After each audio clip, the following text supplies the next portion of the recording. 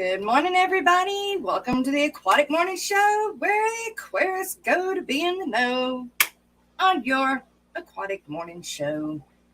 Good morning, everybody. And our guest is on the way, or she said that she was on the way. She's trying to get the computer up and running.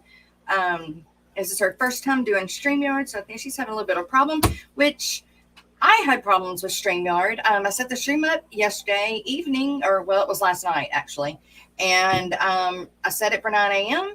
Everything was fine, but apparently this morning, or I guess over when it went through midnight, um, it it didn't it changed. I guess they finally updated their daylight savings time, so it changed it back to 8. So you guys were here. Some of y'all were here at 8, but I was still thinking it started at 9. So I didn't know. But we are getting started and at the right time now, and appreciate everybody that was here before that showed up at 8. But we're starting on time at 9, and our guest has shown up. Good morning, Stephanie. How are you? Good morning. I'm doing great. Thank you so much for having me, Ms. Jess. Of course. Well, let me give a little headline intro into this, make myself a little bigger so I don't look so small. So I ran into Heifer International at the Walmart when I was in Houston. And they were in one of the aisles, and like in between the like clothes and the grocery section. And I'm not normally one to get pulled into these things, but I'm an animal person and it kind of caught my eye. Mm-hmm. And I was raised on a ranch and everything. And so it just caught my eye and my attention. And so I did go ahead and do it. And I wanted to give y'all the option and the time to be able to get it out to a few more people. Real quick, Miss Stephanie, I would like to run through and say good morning to everybody in chat. And then I'm going to turn it over to you and let you give a big, huge explanation of the company and what y'all do. Yes, absolutely. Well, first of all, I want to say, Ms. Jess, thank you so much for accommodating to us and having us on your show. It is such an honor for you to give us also a platform, especially on your channel, to not only just speak on Heifer International, but also be able to talk a little bit more in depth about what it is that we do, how it is exactly that we help out, not just, of course, overseas, but even just here locally as well. Yes. And just to give a little bit of background, so my name is Stephanie. I am actually one of the representatives talking on behalf of Heifer International. So just to give a super quick background on Heifer, so they've actually been around for about close to over 78 years. They've been around since 1944. Wow. They actually started out originally in Little Rock, Arkansas, so super local to us. And I seen that there was a location there close, because I'm in Louisiana. So now I'm back in home. So I'm back at Louisiana, North Louisiana. So I had seen that it was pretty close. Oh, yeah, no, for sure. And I mean, with Heifer International, they've helped out in so many variety of ways, really. They've helped about, I believe it's about 36 million families, or over 36 million families, just get out of both hunger and poverty. But something really special about that number is a lot of these families, to even be considered a part of that population, they actually have to be self-sustained for 6 years or more. And that's really what the donors that come by and help out with our booths, our tables online, they really do help make change in that number. And because of them, we've been able to help families not just get self-sustained off of food, but also be able to get themselves out of poverty. So with Heifer, basically what they do, so we do help out families get out of poverty, but instead of just providing families with money, what they do instead is they provide these families with livestock like cows, goats, chickens, bees, llamas, alpacas, pigs, and really teach these families how to be self-sustained off the resources of the animals. So whether that be the fur, it can be even just simply the transportation. For example, like water buffaloes are great for transportation, or even just being able to teach these families how to produce their own milk, cheese, butters, of course, collect the eggs, and be able to use them in a variety of ways besides just eating. So for example, like when it comes to eggs are actually really, really great. Like the eggshell itself, really great for natural pesticide and even soil as well. So they're able to use it in just a variety of ways. And when it comes to heifer, besides just the hunger aspect, these families do also learn how to even sell it in their own local markets, the excess products. They learn how to make their own money, but just off their own produce. So really being able to help give more opportunities to these families. And it's even so much larger than that. It's crazy. It's even provided more job opportunities, meaning there's people in these villages that now have an opportunity to become people who can vaccinate the animals as well if the animals are sick, or even being able to eat. Other entrepreneurs in those villages are even able to teach other families also how to be able to sell the produce. And we're very big on even equality as well, helping women empowerment, helping small women businesses. I remember when I first started in the program, I overheard a story. I believe her name was Jip. But it was a beautiful story about a woman who was able to grow herself in her village just off the goats that heifer provided. And now she's, running her own business, and she had a really, really long life of a lot of challenges, but heifer was really able to give her that new opportunity to a brighter future. And I do apologize if I'm butchering the name, but that is just a gorgeous story that I remember. Absolutely. That is awesome.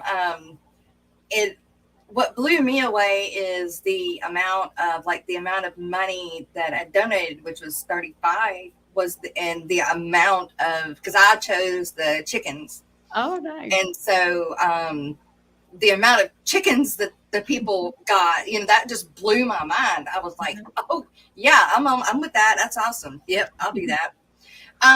Give me a rundown of like what I did. I did like the 35 for the chickens. What the different levels do and what people can choose. And it's your choice, which one you want to do. Yeah, absolutely. So the way that it works whenever we're out in our charity booth, so basically we give the donors 3 different options. Now they are all monthly donations, and the biggest reason why we choose to do it that way, we just find that it's going to be much more self-sustaining for the families themselves, and also gives the opportunity for us to continue to fund the areas that these families really tend to struggle with more financially, right? So it's going to be, of course, like the resources, the education, the maintenance for the animals.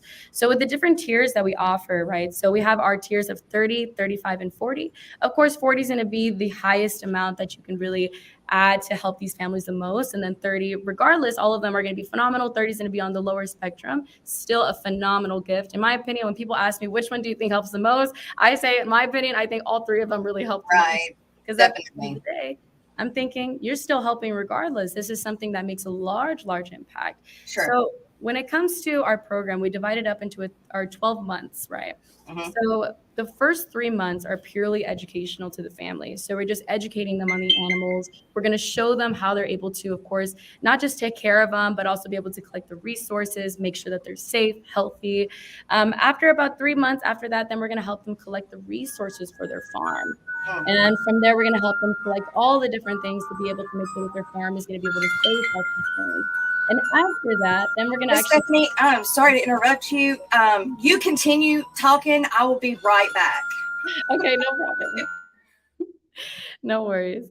But yeah, so after that, then they're actually going to learn how to be able to actually maintain the animals, but more hands-on. So we put them through that 12-month program. So that way, of course, they're actually be able to learn how to actually not just sustain themselves, but also stay sustained for those up to 6 years that I was talking about earlier. So a lot of the donors that actually do come up and donate with our on-site booths are actually able to even receive postcards, be able to see the different success stories on a month-to-month basis, the different families we impact, how we impacted them, the names of the families, what exactly the situation was before they got the gift.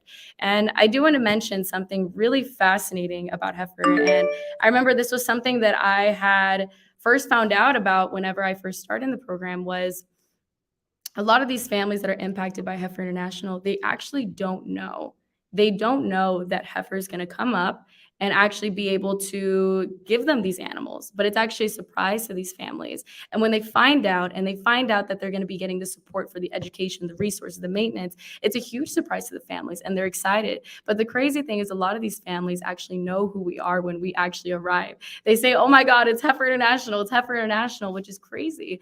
And, YouTube, especially Heifer International's YouTube, they have about 3 different videos and even more outside of that really talk about the impact that these animals make. And it really just adds so much value to what it is that we do and how passionate we are about what it is that we do as well. So I'm super thankful to be a part of an organization that is so big on not just sustainability, but women empowerment and just empowering yourself to do more in this world outside of just doing regular donations, outside of just going, you know what, I'll just give $5. Now you really see the impact and the value of what it is that I'm doing long term. Right. So I'm super thankful to, of course, be part of such an incredible program and just being able to say that, you know what, I'm taking part in this, but I'm not just taking part of it. I'm actually the one bringing in, getting the community involved. So we do partner up with a lot of different areas as well. We partner up with a lot of like Kroger's, Walmart's. But of course, you know, we are heavily located in the Houston area. But something really special about Heifer is we're actually located all over the country. So you might even run into us if we're out in, let's say, Chicago or even out in Florida. You might run into us out there as well. We are all over the country, but it is just so exciting to see so many people, especially just in their early 20s, being able to go out there and say, you know what, I really want to help create a larger impact for this charity. So definitely something super exciting. Right. And I'm sorry for the interruption. My kid, he's worries. sick at school, so he needs to be picked up, but I had to go wake his dad up. So I'm really sorry I had to leave you alone. No worries. I'm going to tell y'all the reason I like Heifer International. It wasn't the name that drew me because I raised cows for a long time. So it was like, I know what heifer is. It was the fact that the people said, you know, they kind of go along the lines of you teach a person to fish, you don't just give them fish. Mm-hmm.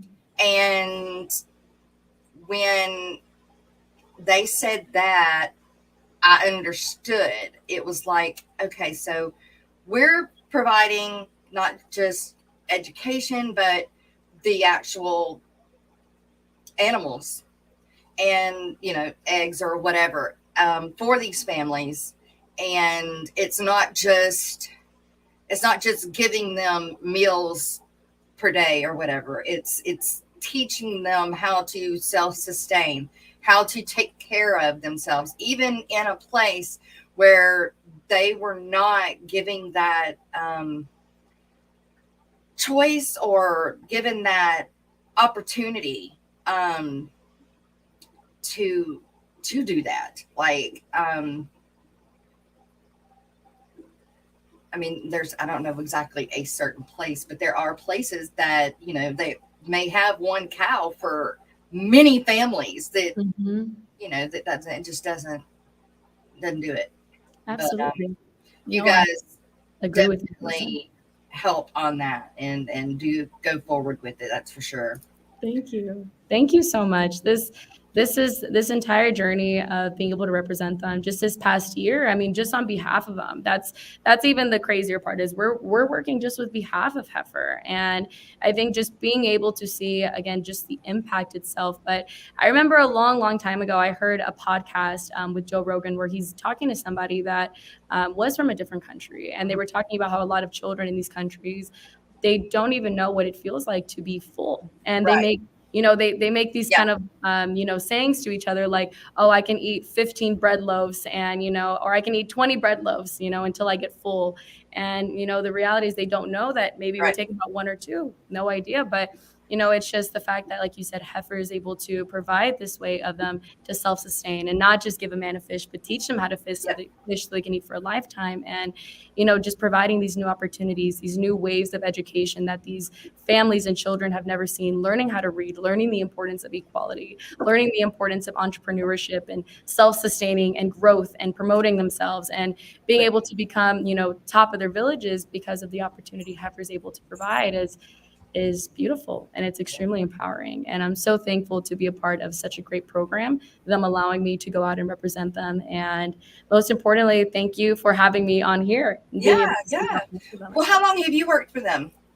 With Heifer, it's been about, I would say, a little bit over a year. So awesome. About maybe a year and 3 months. So it's Did you know about them prior to learning or to working for them? No, I actually did not know about Heifer. I Prior to working with Heifer, I actually used to work super heavy. This is actually very ironic. I used to work in a very heavy debt collection service Uh-huh. industry. And I remember leaving that previous job and thinking, I just had morally not felt good Yeah. about what I've previously been doing. Right. And I was looking for something that was really going to allow me to break out of my shell and also be able to help the community. And when I found a way that I'm able to really promote a charity, and not just any charity, but Heifer International, I was stoked. I looked into it. I was super into just the program. I was like, okay, this seems like something I would really enjoy working with. I loved animals. I still love animals, but I love animals. I love that Heifer also even helps save some animals out of slaughterhouses. That's amazing. But that really intrigued me. And I was like, okay. So my first day going out, I remember promoting Heifer. I was super shy in my bubble. But once I started to see the way it was making people feel, and even how you were saying, Miss Jess, that it really moved you. And I started Yeah. to see the light that would come into people's eyes when, we would tell them the impact that they're about to make. It was so fulfilling and so exciting. And, I love being able to change someone's day in such a positive way. And I Right. love, love, love, love telling all our beautiful donors, and I call them superheroes. All of us call them Yeah. superheroes. Love it. Yep. We even do an authorization call with the charity just to make sure everything's all clear. And we say, we have a superhero on the line. It is Yep. awesome. Yep. But, Sure did. being able I have the video of, if I can find it, it's still on my computer. We videoed the whole thing of when I did it, when I signed up for it. And they asked me what superhero I liked. And I'm like, well, I'm really not a superhero person or anything like that. And I don't even remember what we came up with. But even though I'm not a superhero type person, it made you feel good because you knew you were helping. Exactly. But the superhero thing does apply to a lot of people. It really does. I'm just weird. But no, yes, it's definitely something that is extremely, extremely empowering. And I love to know, and just everything you're telling me just shows that, especially the person that you spoke with, definitely left that feeling in you that, you know what, you are. And it was a newbie too. What? Wow. Okay, that's awesome. Yep, I was thrilled that I got a newbie, and he did so good. That's awesome. I love it. It's a huge professional thing. We're so big on that. So definitely that is music to my ears to also know that as well. Yes. The training is definitely phenomenal. Yes. And they did really good with the video and then getting me through to you so that we could do this. Yes. Absolutely. Let's see, I'm looking to see if I can find the video. I downloaded it.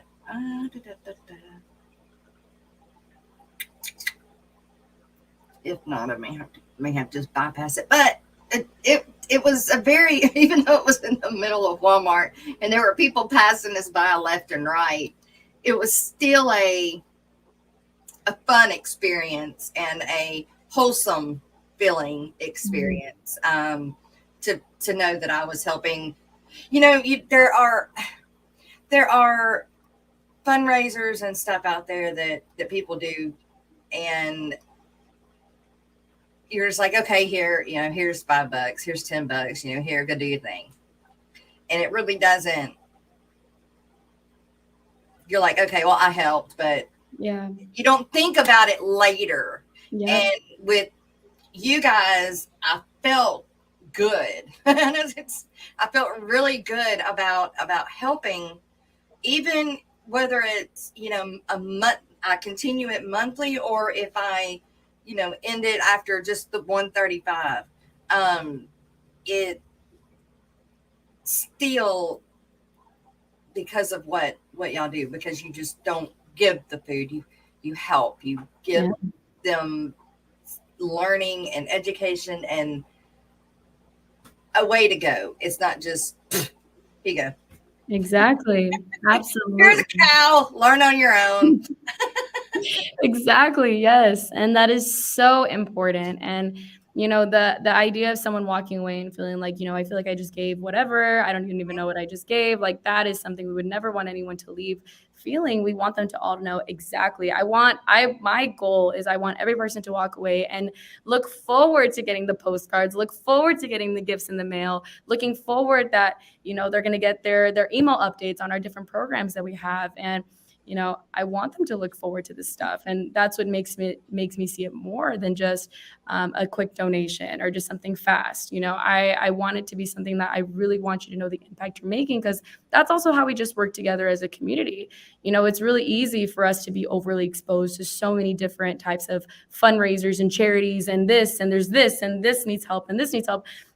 And that is true. There's so many things in this world that need help, but why am I helping? What Right. are we doing together as a community? Because genuinely, something really beautiful is happening even just as we speak. You donated, but you understood the impact that you made it as an individual, that you said, you know what? I want to get the community involved. I want my viewers to know. I want them to know what I did, because it is just such a big cause. It's wonderful. And this is how we work together as a community. And this is how we all together end up working together to help end both hunger and poverty, because it leaves that lasting impact, because you actually see Right. and understand it as well. Yes, Absolutely. and you also get updated. So, like when you make the donation, it's not just like here's the money, even though you do feel good about it, you know where it's going. You, you guys like let us know the family, like the family interaction. They write to us and let us know how things are going and pictures and stuff like that. So it is very personal. Mm-hmm. I did find that video. Here we are. Absolutely. And Miss Jess, in a short amount of time, I am going to get ready to head out in just a little bit. Okay. I know we typically get our morning started around 9:30, so around 9:25, we're going to start getting everything prepped for just our morning. We like to get super energetic and ready for the day as soon as we're about to head out. Of course, that's how we make sure we bring that experience. We're super big on that. It's another thing we talk about all the time. We need to make sure we create experience for every single person that does Right, donate as right. well. That's how you leave. Of course, making sure that they understand that long lasting impact as well. Um, But yes, we do, absolutely. we do have a question. Yeah. Curious, what are the requirements Heifer asks for those people applying for help? Amazing question. Okay, I love it. Okay, so all of our donors that sign up on our booth, so everyone does need to be 28 or older. The reason why the charity does ask for that is because we are doing long-lasting support. So what that means, we are doing monthly donations, looking for donors that can stay for a year or longer. And I've heard that Heifer is very successful for women, single parent families. Yes, absolutely, they are. They are super amazing for that. I'm going to get into that in just a quick second. But yeah, so we are looking for 28 or older specifically. If you are under that age, we cannot sign up. I do apologize.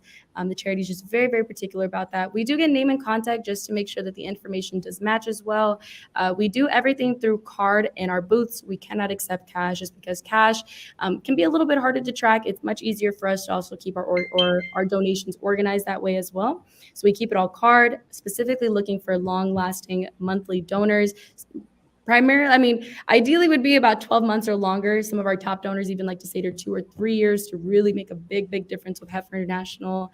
And of course, we do keep it limited between our three gifts. The city does also, or Heifer, they make sure that also all of our donations are matched as well. So that way, anybody that does donate on site also gets double the impact with any of their donations.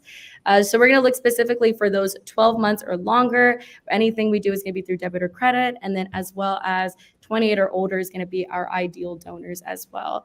But yes, absolutely. And just to answer the other question as well, so we do impact a lot of women. We impact a lot of single parent families as well. Just with the animals, they're able to take the money that they earn from their farm, be able to help their kids get into school, educate them, get things like insurance, clothes, of course, more food, even being able to use, if let's say their animals reproduce even more, then they're even able to use those for trading. But just to add on to that point, there is one more thing really special about Heifer. Their motto is passing on the gift. So what that means is every single, and we can actually see it right here on our little our backsplash right here, pass on the gift.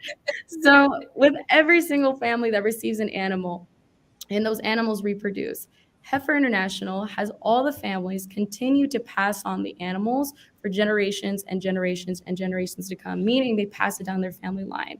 So what that means is that gift is not just helping that one particular family, but that family is now being educated, trained, and has the excess animal, has the excess produce to be able to not just help themselves, but help out the community around them as well. Right. Now, where do And y'all get the animals from? How do you choose? Like, does heifer raise their own, or do you get them from rescues, or because then you got the chickens, the goats, the cows. Is that it? that is No, good. the alpacas or something like that. Yes. Okay. Okay, so I apologize. Got a quick message. Okay, so basically, with the animals, we like to get them a lot from local farmers in the areas. Also, we like to save them out of slaughterhouses. Sometimes we can get animals from the states and move them over. Of course, we're not going to try to do that too much. We do not want to be sending a bunch of animals overseas. So, of course, we like to get them a lot from local farmers in the area specifically, though. And of course, the slaughterhouses are also going to be another way we can also take the animals out, rehome them to new families, and help these families get the opportunity to actually take care of these families more on a one-on-one basis as well. So would it be possible for somebody to donate a goat or donate a heifer or anything, other than monetary? Could they donate an animal? That's a great question. I've actually definitely had that question a lot of times actually out in the field. So with that, so I would say the best option would be to definitely look into the website a little bit more in depth, only because I'm more familiar with the fundraising side itself. But I am almost super confident that Heifer most likely has a way where people can come and actually leave their animals with the charity themselves. Because I know I've definitely met a lot of farmers, ranchers that are like, hey, I have excess goats, I have excess chickens. Like, I can definitely bring them over if you guys need them. So I would 100% say either checking out the website if no information's on there, definitely calling the charity and asking what can we do with these excess animals, because I think that's phenomenal. I think that's a great idea. So definitely I would say checking out the website, calling them, and seeing what route we can take if anyone does have any excess animals. Okay, sweet. A rundown real quick, if they do choose, if they want to donate today, how could they do that? You just go to the website. Absolutely. So if you guys want to donate today, so we are going to be at our multiple different events. So we're going to be at a lot of different Walmarts, Kroger's, a lot of times CVS's as well, not just in the city of Houston, but even outside of Houston, like Woodland, Spring. We have other areas like Humble, Atascocita. These are going to be areas we're also going to be out in as well, if it's a little bit more local to you guys. But of course, you can also go through the website. Now, through us, we absolutely love being able to see our on-site donors.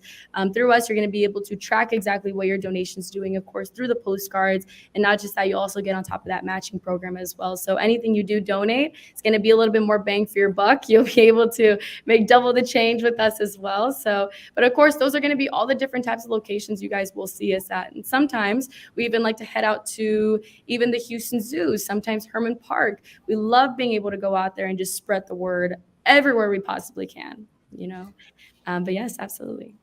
Real quick before you go, the three different levels, the 30, the 35, and the 40.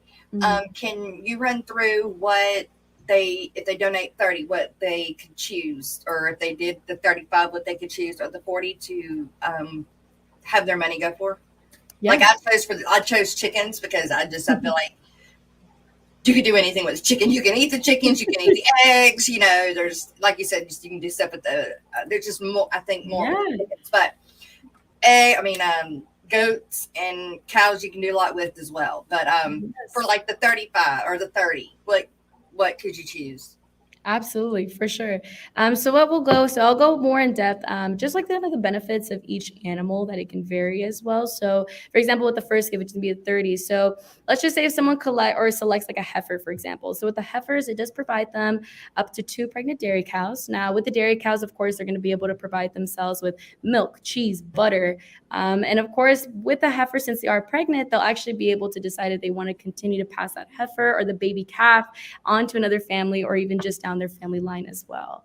And when it comes to the chickens, they provide about, I would say, 30 to 50 chickens to the family. Of course, they're going to be phenomenal for eggs, loads and loads of eggs. But of course, the eggs are even going to be great for the natural pesticide, like I was talking about a little bit with the shells.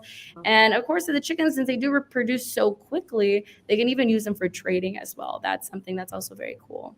And of course, with the goats are going to be our top tier gift, which is going to be 40. That's going to provide a family with up to 4 goats. Now with the goats, they're phenomenal for goat milk, goat cheese, yes, goat butter, even antibacterial soap that you can make out of the goat milk, just because there's actually special enzymes in the milk that can turn it into goat soap as well. Well, even raising kids, if you got kids that are allergic to cow's milk, you got raised on goat milk.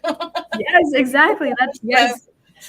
That's a really good point. So mothers that actually can't breastfeed, they can use the goat milk to actually nurse their baby because Right. goat milk is actually not considered an actual form of dairy. So if someone's lactose, they can actually drink goat milk as a replacement. And of course, good question, Jennifer, or good point, Jennifer. So a lot of times, and this is actually kind of like a fun challenge for today. I challenge everyone to go into the baby formula section and find as many cans that you can find that say they have goat milk in them. Right. That is something I love being able to Yeah. check out. And I know you mentioned stock fairs, or why not like trade Yeah. shows. So we have actually looked into the Houston Livestock Show as Uh-huh. well. That's something we've heavily looked into. Yeah. We are working a lot more with like farmers market. That's something that we are also enjoying getting into as well. But that's something that's still a little bit in the mix. But we Yeah. have definitely been looking into those areas because we think You it'd know, be. and I even thought, because we had this conversation the other day, we were talking about like the Renaissance fairs. And I know in Houston, I know that there's a big one that runs from like, I think October to the beginning of December. But Mhm. it's like a preset area. Like they already have all these buildings built and everything. But it would be I think that would be kind of cool because, back in the day, they had to have their own livestock, right? Yeah. To eat. So, I think that would be pretty cool to kind of go hand in hand with the age at that time. And Absolutely. No, 1,000% agree. I think it would be such a phenomenal idea. All right, guys. So I am going to have to actually wrap up right now. We are getting our okay, morning started. I But really do appreciate it. And hopefully we'll get you some donations. absolutely. Thank you guys so much for the platform. Hopefully, I will see a lot of you guys soon. Yes. You will recognize our tables. Of course, we have our lanyards with us. We have sometimes signs with us. So if you do see us, definitely stop us. Let us know, hey, I saw you on the podcast this morning. There you Again, go. let's just thank you so much for the opportunity for me to Sure. be Thank here. you, Stephanie. I appreciate it. Really do. Thank you guys. And you guys have a wonderful day. Please stay You safe. too. For sure. Bye-bye. All right. All right. Well, you guys, thank you so much for hanging in there and listening to Miss Stephanie and about Heifer International. It was something that did hit near and dear to my heart. Like I said, I would rather, teach somebody to fish instead of just giving them fish. And this just happened to be, kind of right up that alley. And like I was raised on a ranch and everything too. So ranch farm, whatever you want to call it. And it, you learn how to do those things. And then, of course, when I become an adult, I did it myself. I raised my own cattle. I've had chickens. I have never had my own goats, but I've always admired everybody else's. I'm just never. I don't know why I never got into the goats. I guess because they always ate everything. I was always scared to death they would get and they would just eat everything, and you have a hard time keeping them in and everything like that. But looky here, we got us a skipper. Good morning, skipper. That was an awesome presentation. I thought so. I thought so. It's not like hey, you walk into other stores and there's people sitting at the sides and asking for donations for one thing or another. And yes, we give them $5 here, $10, $20, whatever. But this one just really, I don't know, it really talked to me. So I was able to get them to finally, after the third time, we finally got her on here. But she's very, very, very, very busy. So as we can see, we can only have her for 30 minutes, but 30 minutes is better than nothing. But I've got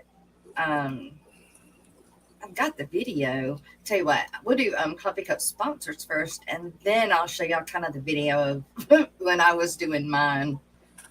It's quite funny. You're watching me video that while I'm doing it, trying to keep some of my personal information to myself. Yeah.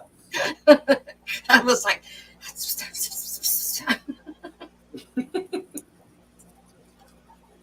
all right, you guys, here's the coffee cup sponsorships. Thank you so much for our coffee cup sponsors. It's going to go slow. There we go.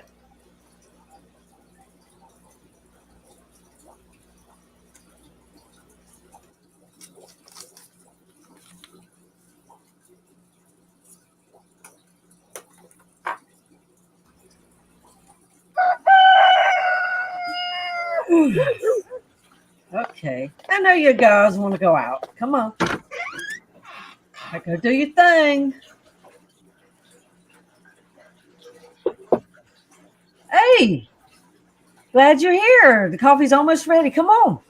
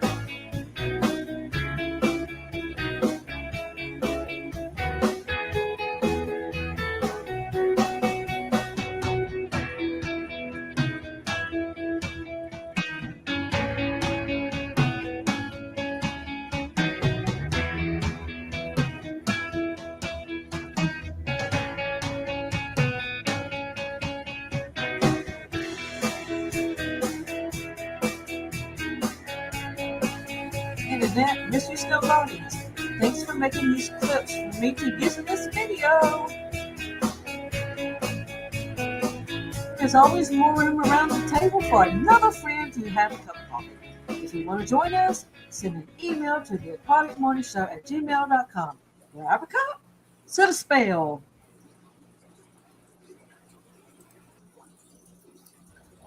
All right, that's right. Sit a spell, not conjure up a spell.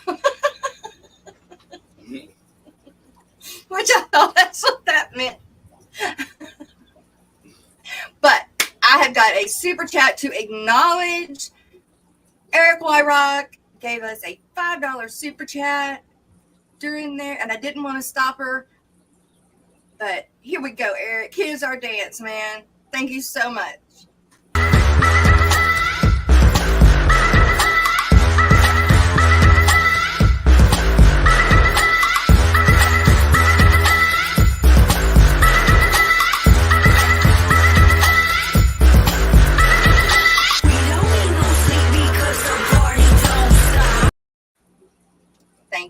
Thank you. And I tell you what, you guys, if there's anybody that does want to make a donation, I'm not trying to force you, not telling you got to, nothing like that. But if you would rather do it through here, I can do send them like a bulk donation for all of the ones that are sent, or any of the super chats or super stickers that are sent to us today during the show.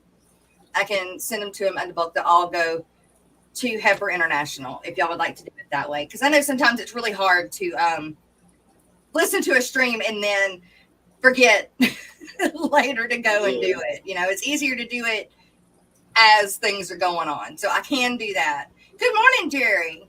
Good morning, Jess. Good morning, Skipper. Morning, Jerry. Good to see you. Thank you guys for joining me. I wasn't sure exactly how long she was going to be with us this morning, so I'm glad you guys came up. You're welcome. I wish he's laying the sunbeam reach. What? I don't even know what you're talking about. Chris Robertson. And I didn't get a chance to say good morning to everybody. She didn't quite understand what I was saying in the beginning, but I kind of did like a blanket good morning to everybody. But I will start saying good morning to everybody as they pop in now at the bottom. I'm not going to go back, but everybody that I know is here. Oh, Mark, thank you so much. Like I said, we'll get all this. It's all It's too early for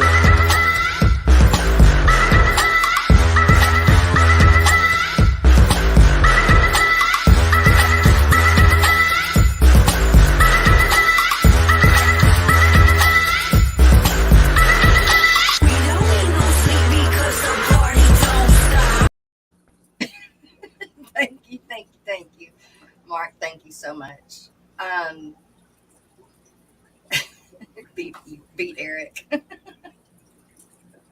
All right, we got, let's see, Eric Wyrock, Miss Lauren Moss Fish Girl. Thank you so much for throwing out the links for me. Thank you so much. We've got Shell. We've got Glass Spot Swimmers. We've got Rico, Nano Aquarium Guy, the amazing Diaper Man, Mark Stilson, of course. This Debbie changed her name. Debbie's Aquapets. Awesome. Yep. Sweet. Vinoski Fish Kodo. Let's see. And then Miss Dee was in here, and Chris Robertson, and Zed Shell, and Silver Creek Aquatics. Good morning to you.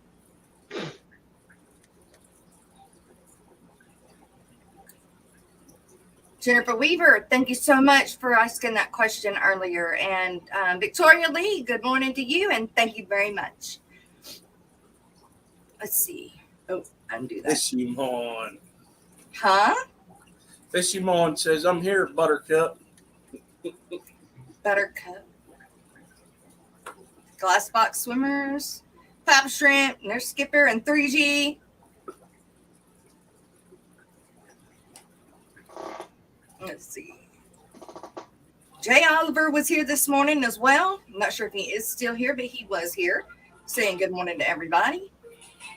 He's got a lot of guppies to give away, or to not to give away, but to sell right now, you guys. To give away. Woo-hoo! Yeah, not Free give away. guppies. To sell right now. B Wizzle, good morning. Good morning, Miss Dee. Mock 389. Thank you very much. He said, Heifer sounds amazing. I love to hear stuff like this. Well, thank you very much. Morning, You Nicole. try to bring different things. It's not always fish, but I did like it because it was, teach somebody to fish. No, just give them a fish. So, who knows? Maybe in the long run, they'll start stocking ponds or something. Never know. Hey, I might have just gave them the idea. May have. Big J, thanks for being here earlier this morning. And NJ Fishing Manic, good morning. I need a dab, good morning. My Fish Tanks Aquatics. Craig Doniger. There's lots of folks in here. Yeah, British Dodge, there is. There's 40. And I've gone back till Yellowstone Aquatics. Good morning. This is before, so like I was saying before, I don't know if y'all caught it, but it just said that the channel was going live at 8, or it was supposed to go live at 8, but it really wasn't. It was supposed to go at 9. When I created the stream last night, apparently StreamYard had not Time change thing.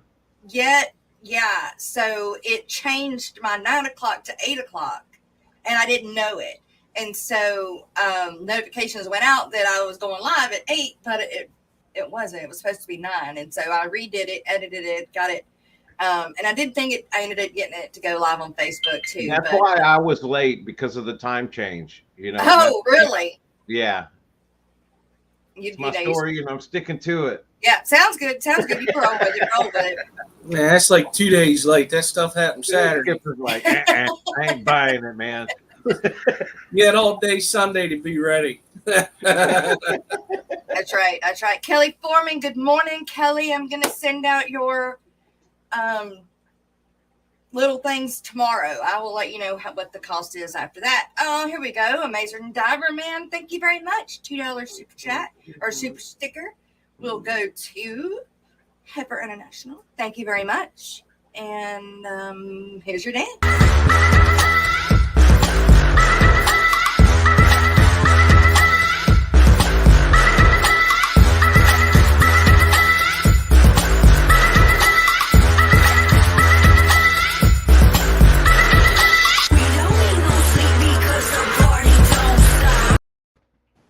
All right.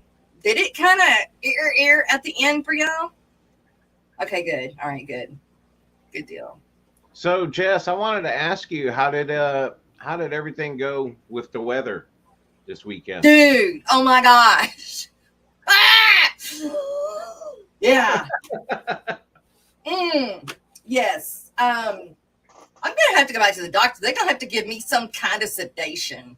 I mean, it was bad. Like, once I think it got past you, everything, like there were tornadoes, there were twin tornadoes, like there were tornadoes everywhere. And It's crazy. everywhere. We had the sirens go off at about 3:30ish, I think. Brooklyn was texting me going, "Are Yeah. you okay? Right. You know, the storms are coming." And Yeah. I'm here in the mobile home going, what am I gonna do? Right. I know there's a storm shelter a couple of properties over where my buddy and I live. There's one over there on the brother's property. Mm-hmm. But I went and saw him yesterday, and he was draining it because it had like 3 to 4 inches of water in it. Uh-oh. So he was draining it, getting ready, because he was like, Friday, I was this close to crawling in there with the sirens going off. And then it passed, and it was gone. You know, we got a little bit of rain here and there for the rest of the day, but I think you got worse than what we did. We did have one that came, well, it never touched down, but it was spinning, but it never touched down, and it was just right south of me. And but other than that, most of the tornadoes ended, like the bad ones ended right as it was hitting state line. And then we had the one pop up right south of me, and then there was, I think, so more towards Longview and Marshall and everything like that. They got, oh my gosh, they were hit so bad. Oh, it was, what town was that? Sterling? Is it Sterling? Sims? Maybe it was Sims. I don't remember. It's one of those. Oh, it was so bad. It was so sad. They showed one kid that the tornado demolished the mobile home, tore it. There was nothing left. And the poor kid, it was a family with 2 boys that were under the age of 10. And when they were taking the video, the dad was saying, you know, it's okay. We're going to be okay. It's okay. And then it kind of goes off to the kid, and the kid is saying, well, do you at least see my blanket? Like, oh my God, that's so sad. Poor fella. But they were looking for, of course, there was so many people. Quickly, speaking of. Yeah, there were so many people that were killed, and so many that were trapped. It was bad. But I mean, and the storms, it was so fast moving. It was very. The tornadoes that popped up were like, they developed quick, and they did the damage, and they were gone. It was just, except for that one. You know, hours of storms. It was like within minutes, boom, pop up and then gone. That's going to drive me crazy. That was yesterday? No, that was Friday. For us, it was Friday when it started here in DFW. It started in Dallas, Fort Worth early Friday. It didn't get here to my side of town until about 3-4 o'clock. And see, it didn't get us until the bad stuff didn't hit us until like 10, 11, 12. So, yeah. The latest in Texas. I don't know. I don't know how to look for it. I'm trying to even think about it. I was sitting here messing with aquariums and stuff, and I got the text from Brooklyn, "Are you okay?" And I was like, turned on the news, and I was like, "Oh crap!" I was like, I just assumed. Yeah, thank you, Brooklyn. I just assumed because we had said something about it on the show that you knew about it, so I didn't really check in too much with you. But yeah, me and Brooklyn. My mind, but I didn't. Paris, Salt Springs, and Paris, Texas were the 2 that were just flattened bad. But I was texting my dad, and not too long ago we were talking about, we call them Brady holes. Storm shelters, we call them Brady holes. Oh, okay. And Daddy had talked about it, getting me and Haley one. And I sent Daddy a text saying, okay, Daddy, I can't take it no more. I'm scared to death. I need a Freddy hole. I said, I can't take it no more. So he said, tomorrow I'll get on looking for you a Freddy hole, dear. I'm 42 years old. God, Daddy, I need a Freddy hole. You ain't afraid of hole. I need a Freddy hole. Ooh, Jerry, I definitely slept through it when we caught the tail end of it, but the kids said it woke them up and it was scary. We had. I mean, I had like limbs down in my yard. on Wednesday at 1 o'clock, I heard the sirens go off, and I was like, "Oh, it's the beginning of the month. First See, I don't Wednesday, see how 1 o'clock. They're doing the tests." Yeah, we don't have sirens. Friday, when they did the sirens, and it was the sirens that are right here closest to me. That's what you could. It started far away, and then the sirens got closer as I guess the tornado got closer, and apparently Really? it went. It was very close to us. We don't. I guess because I'm further out of town, but I would think you would be further out of town than me. But we don't have sirens that go off except for on our phones. But I'm good. I know We're right on the. They just annexed this area into the city limits just recently, so we're on the very edge of. We used to not be in part of the town, but now we are. In town from us, like Barstow Air Force Base is like not even 5 miles from me. So you would think that Barksdale, we could hear it if they were loud. We could hear them off Barksdale, but we're just too far out. No, it was definitely freaky, and I was on the phone messaging Brooklyn, going, "I'm, checking everything out," because I was standing outside trying to get a feel for what's going on. And I could hear, rumbling up in the sky, but there wasn't really enough. There was not enough to make me go, "Oh no, I need to hide." Oh no, it was for me. If I had one, I'd but you're always very sensitive to the weather changes. Yeah, Naders. Yes, me and Naders don't jive. I can deal with storms and even like straight line winds. I can deal with. I can't deal with Naders. At least it wasn't Sharknado, right? Yeah, I was sitting there thinking, if a tornado comes, I'm screwed. What do I do? My best bet is to take like my sofa and flip it upside down and get underneath it. Rico, I wanted to know, do you know who Ryan Hall is? He's got the Weather Channel, Ryan Hall, y'all. I watch him, and it was funny because Brooklyn was texting me and sent me the link, and I'm like, that's who I have on my TV right now. That's who I follow. That's the one she sent to me, and I started watching him too. Yeah, I do. I like him. Naders. And I saw the storm chasers. I'm here in Terrell, Texas. I'm like, Terrell? Oh crap! Yeah. And there's somebody there were a bunch of people from Shreveport Bossier, and I was trying to, get their attention. It's like, hey, I'm here too. Whereabouts are you? I'm trying to be social on the Weather Channel, but it was going so fast that I just couldn't keep up with it.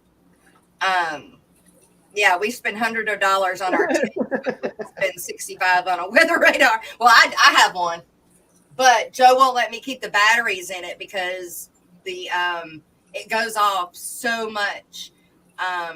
It goes off when there's a storm, any kind of alert, it goes off, and it is loud. And storms don't bother him. And so when the alarm's going off over and over and over and over and over, he won't let me keep the thing in it. But I mean, I keep up with it anyway, so I don't need it anymore. But I keep up with it on my phone. And Ryan Hall, you haven't heard of Ryan Hall? Checking him out now. Well, I knew that you had dabbled in weather before, Rico. And so the other day when I was watching him, I was like, I wonder if Rico knows him. But there were 40,000 people in, his live stream. And I know you wouldn't see it, but I commented, "Hey, Jess, I'm on your TV." No, I didn't see it. Dang it. You missed it. Hey, I'm telling you, you couldn't. I mean, you could hardly, like, every now and then I'd see Bossier or a city that I recognized, but to be able to read the whole thing, you had to stop it, and I wasn't about to stop anything. So, Oh, that's cool, Aqua Balls. Me and my buddy last night were staring at the moon, going, "Man, we need a freaking telescope." It looked really, really pretty last night. Aquaballs, good morning. Well, you guys, guess what? It's almost time for mid-morning break.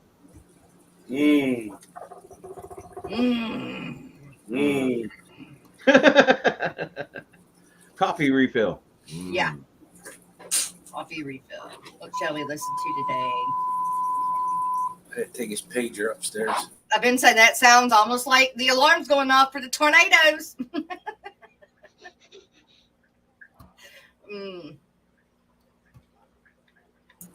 There's a combine fire in the. Oh no! That's the second one this month. Dang. So you need to learn how to clean them.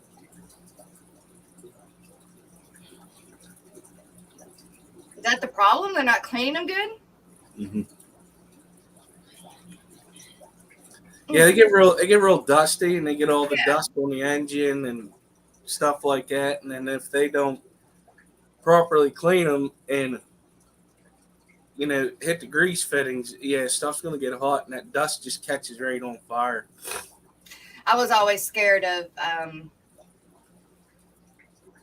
silos. Always scared of silos. Jennifer, you listen to been up in one of them? Go ahead. Have you ever been up in one of those? I have. Yeah, I've been in an empty one, and I've been at the top of one looking in when one was full, but I didn't. After that, I don't. They scare me. I'm scared of them. I've had to go up in them quite often, especially the Haley silo. Whenever it would get the auger would get clogged, we have to go up in there and unclog it. It ain't fun. No. Oh my goodness, that would scare me so bad. Oh my gosh, no, it wouldn't be me. And the high moisture silo is even worse because it's real dusty. The downfall of a whole lot of farmers. Yeah. There's a guy that lived in one of the towns close to us that died, suffocated. Well, we're gonna go to mid-morning break, you guys. We'll be back in about 3 minutes. Y'all know how this works, and then we'll continue on with it when we get back. Cool.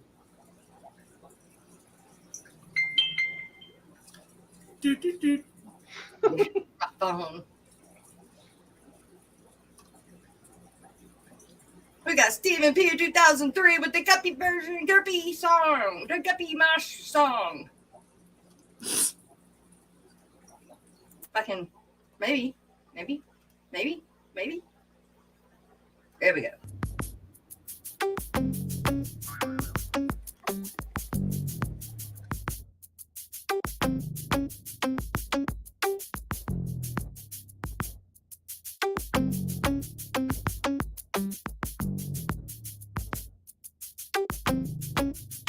It's a live ever mosh pit. So watch it, don't knock it, drop and fry every day, ain't gonna stop it. People saying hey and whoa and take it slow, it's out of control, but they don't know I got a mother-loving biome. Nature! So leave it alone, they're doing fine in a happy home. Making babies with their fathers and mothers and sisters and brothers is kinda gross, but you know, that's the way it goes. Now I'm in the midst of a colony blitz. It all started with a batch of fry. The mama died, but the baby survived and grew up and thrived. Then the guppies kicked the breeding into overdrive. What was accidental and incremental blew up into an exponential and totally mental experimental hit. And the fish police threw a fit. I guess they just couldn't handle my live bearer mosh pit. Best not front on me about this company, 'cause you can't spell guppy without that one and only G. You might think from this rhyme that I'm mucking up guppy lines. Ain't got no crooked spines or time to hear you whine. Stop the fish police. I'm making hybrids I desire to acquire and combine entire lines designed to inspire and surprise and advertise the rise of my monkey fighting live bearer empire. You're looking all distraught, you think it's overstocked, but you got no shot to sway me, you're an afterthought. Yeah, I got guppies getting blitzed on duckweed. Had enough of these, well they don't stop and neither do we. You might call it a challenge, it's a foot per gallon. Your rationale is sound, but it's a little unfounded, 'cause I'm gonna be crowned as the best flippin' mud guppy breeder around. On this earth, then my mutts, I assert, are gonna make you a convert to a chaotic tank that doesn't take much effort or the hand of an expert. Look, all I did was rap and 5 guppies just gave birth. Best not front on me about this company, 'cause you can't spell guppy without that one and only G. You might think from this rhyme that I'm mucking up guppy lines. Ain't got no crooked spines or time to hear you whine. 'Cause you best not front on me about this company, 'cause you can't spell guppy without that one and only G. If you wanna do like I do, fertilize the plants with fish food. Don't fret about being overrun. Just chill and have some fun. I got the new genetics for the color theoretics. A different aesthetic. It's cosmetic and frenetic. If you don't get it, I do. I got a vision. It's eidetic. And your derision, well, it's really quite pathetic. Uh-oh. Now you see a bunch of fatties. They're looking fatty. You think it's fatty. And the plants are overgrown. Getting kind of ratty. It's all right, little laddie. Just look me in the eye and tell me who's your daddy.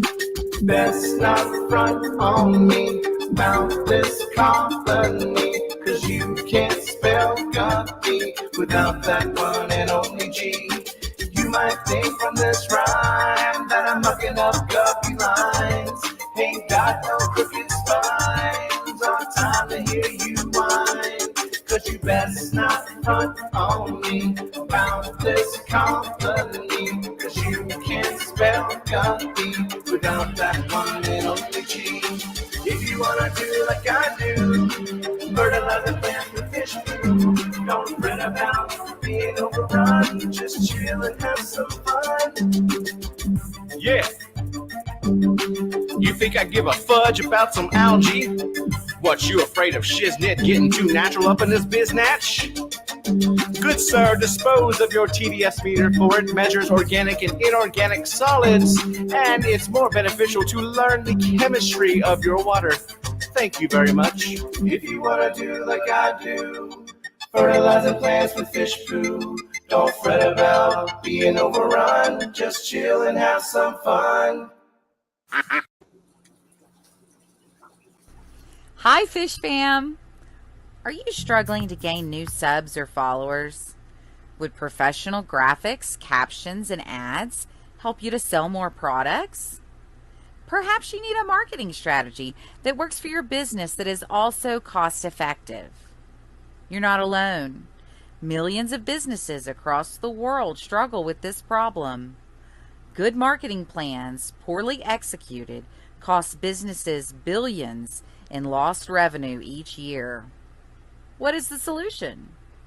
The Social Media Lady, a digital marketing agency. This team of seasoned marketing professionals works with your small business to plan and deliver a solid blueprint to drive more traffic to your website, YouTube channel, and social media. You can check out our work right here at the Aquatic Morning Show, as we currently provide their social media marketing as well as a majority of their graphic design services.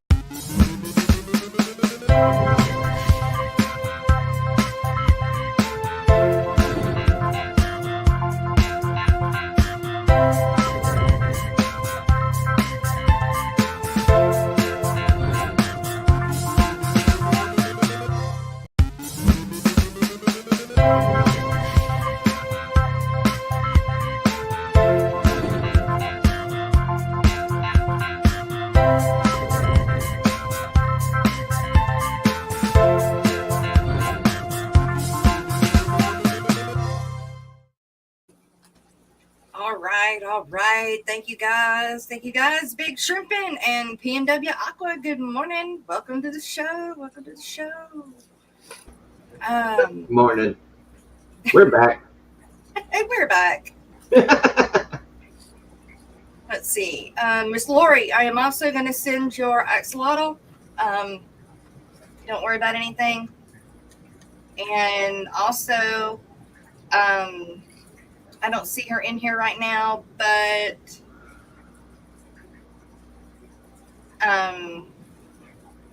Lisa, no. Dang, Carrie, good grief. Gosh, I kept wanting to say Lisa, but it was not Lisa. Carrie, yours too. So I'll get with you guys. I'll send them out tomorrow. So I'm dressed up for two reasons. The first reason was this, right? Like really dressed up, like my hair's curled and everything, all the good stuff, lipstick off, But as soon as the show is over, I have got to skedaddle because I am doing half a day of substitute teaching today. My first one. Awesome. So I decided I would start out with half a day and start learning the ropes, and I was able to do the show. And then, but she called me this morning and wanted to know if I could do a full day, but I wasn't even done getting ready. So I was like, you had called earlier, but I didn't want to reschedule these guys again. So they had rescheduled the first time, and then the second time they couldn't make it, and then the third time we had it was supposed to be last Monday, and that was Halloween, and I didn't want to do it on Halloween, and so we rescheduled for today. So I was like, oh my gosh, I am not rescheduling these guys. So I was like, no, I can't. I just do what I've signed up for. So, but yep, my first one today. These black bears are nice. Yes, they are. That Tiger heater looks familiar. It's working out pretty good so far, the heater. And then I got that filter. I wanted to try out this little air-powered filter. The one that you did? The one that you made? Yeah, this is one that they sent me both of these, the heater and the filter. So I set up the filter yesterday to kind of check it out. I did the light and the heater, and I haven't done a thing on the heater, but I did a review on the light, and I really liked the light. And I, even put the review out on video. They sent me an email asking if I was ever going to do the thing on the light. And I was like, I did. And I did everything I was supposed to. Well, I wanted to try out this style of filter because it's very compact. It's slim. If I put it up against the wall by the heater, you wouldn't be able to see it as much. Mm-hmm. But I kind of wanted just to check it out, see how it works. And I think if I wanted to do it for shrimp or something, I'd still have to put something in there to cover up those slots because they're pretty big and there's room for small fry and shrimp to get in there. Okay. Like maybe a nylon hose around it. Now, is that a sponge filter one or no? It is, but it isn't. It's just a sponge filter style with a cartridge. So I can replace that cartridge. It's just a little box instead of an actual sponge.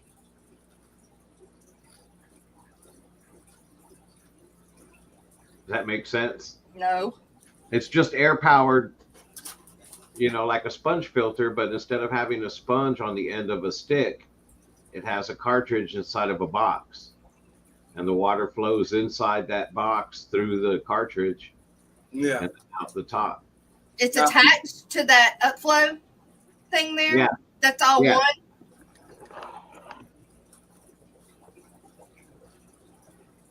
It's all one unit.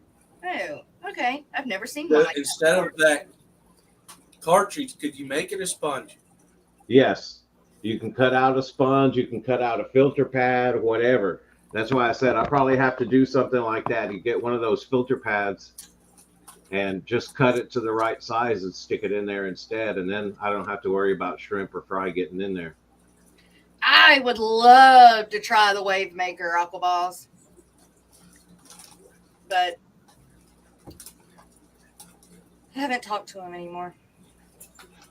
Only because I haven't done the video on the heater. Yeah, I've told them that, whatever it is that I'm trying, I'm either trying for, my rams like this or shrimp tanks, nano tanks. I want small stuff. I don't need the big giant stuff. Right. And I could use the big Wave Maker for my saltwater tank. I got a new clownfish for my saltwater tank this weekend. And they're picking on the little guy. Them damn damsels. My friend Lisa, she sent me pictures of some saltwater shrimp that she got. They're called sexy shrimp. Yes, they are. They're so cool. Yes. Yes, they're awesome. It makes me want saltwater now. Yes, they are. They are so cool. But my fish would eat them. Yeah, she says she's putting them in a tank that has only coral. Yeah, it pretty much you got to decide that you're gonna do. It's a reef tank but these shrimp are the only ones of the saltwater that you can have multiple of them without them killing each other. They are so cute. I mean, when I seen them at Petco had them, and I was looking for another shrimp to put in my tank, and I loved them, but I couldn't put them with my fish. No, they're interesting. Yeah, you already have it pulled up? Yeah. Maybe. Oh my gosh. You want me to share it? Yeah. Sexy shrimp are great. I know it makes me want to get some because, I want some sexy shrimp.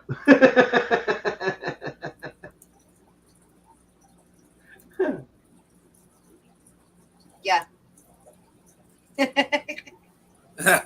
They're pretty funny looking. They're more red. I don't know what those white things are on them really, but they I don't know if they're the eggs. No, those are just patterns. Looks like warts or something raised on them. But they really, in person, they are really, really cute. See, like that one right there. Yeah, that's what they looked like to me. Little bitty. Yeah, those kinds of shrimp, though, you can only have one. Now, do these breed like your freshwater shrimp, I wonder? I don't know. I don't know. I bet you could put them with, I wonder if you could put them with seahorses. Ooh, look, it says and breeding. Maybe you can breed them.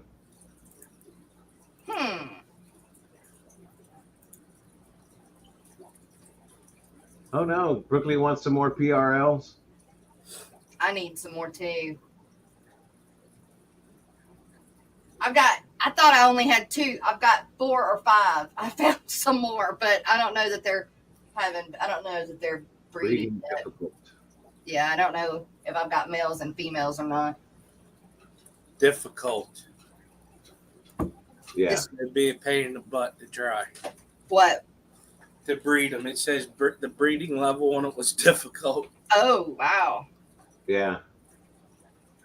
I wonder if it's one of those they breed in salt water, the eggs rush to fresh water, and they hatch in fresh water, and they make their way back to salt water. If you're a shrimp nerd, you might That's the hard stuff. be willing to accept the challenge and try to breed some sexy shrimp. That would be kind of cool. I'm a sexy shrimp breeder. Right, there you go. Get on that, Jerry.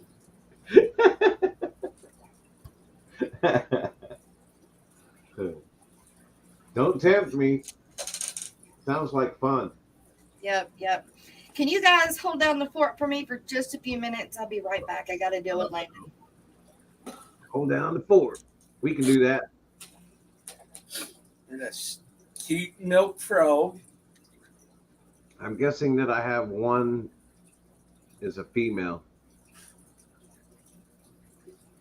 I got a few Brooklyn, but I'm trying to get the shrimplets to grow out.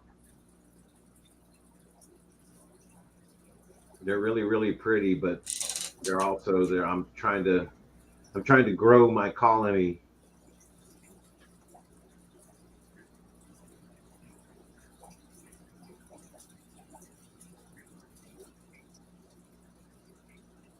Clap shrimp. What are clap? Yeah. So, whenever I was reading that, it says like an anemone shrimp. So you probably best to have an anemone with them, I would imagine. The sexy shrimp? Yeah. Huh. I don't know. I think my friend, I'm not sure if she has anemones or what that she has in her reef tank that she put them in. I think she said she got 7 of them. That going 7. Yeah, she They got them. don't get real big though. They kind of, what I've read there, seem like they stay the size of like the freshwater shrimp. Yes. Like the dwarf shrimp. And she said it's in she has it in a nano reef tank, so we'll do Brooklyn.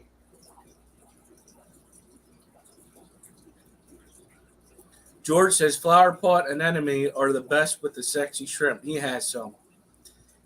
Awesome. If you make a tank nothing but flower pot anemones, that would be perfect for them shrimp breeding with a sponge filter. Huh.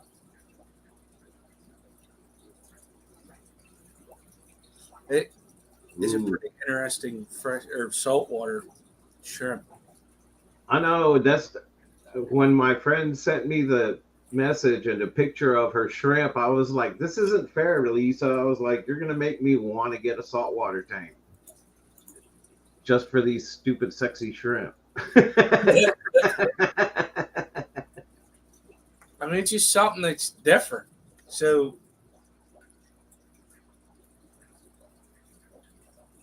I mean, I've never wanted to really mess with salt water, but now that I use pretty much RODI water and remineralize for everything, I don't think it'd be too much of a learning curve to learn how to do that with salt water. right. You know, start from scratch and remineralize to whatever salinity and all that stuff.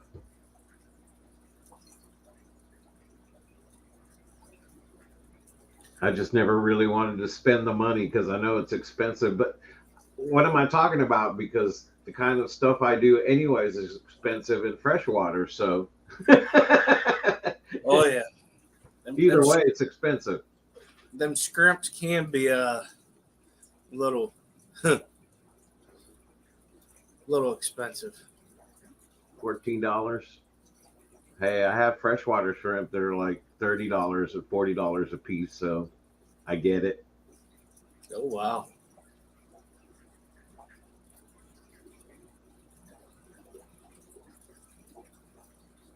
I'm that nerdy with my shrimp. I'll spend $100 a shrimp if it's, you know, I know it's a badass shrimp. I don't Mississippi think we'll be having any sales, Sherry. I don't believe so. He's got to have orders coming in the first place. So I think right now it's just a matter of just getting the orders in. Yeah, you got to be rolling in the dough to be able to make deals. Yeah. I mean, there's not even enough orders for me to go in. So that's got to tell you something.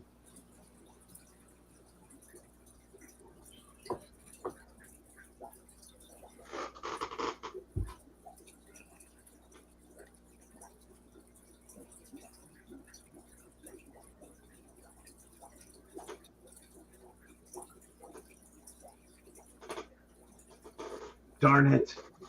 So is a lot of your shrimp still over there at the shop?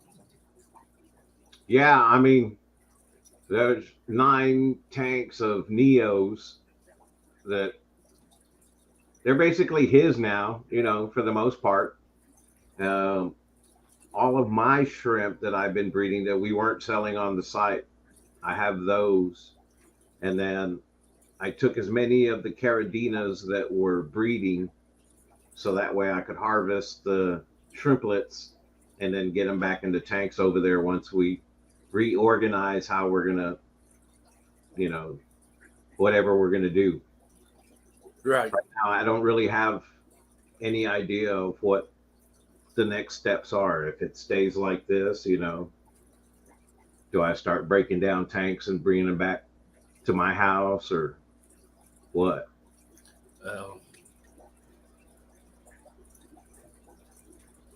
3G. $100 shrimp. They better come in a bushel covered with butter.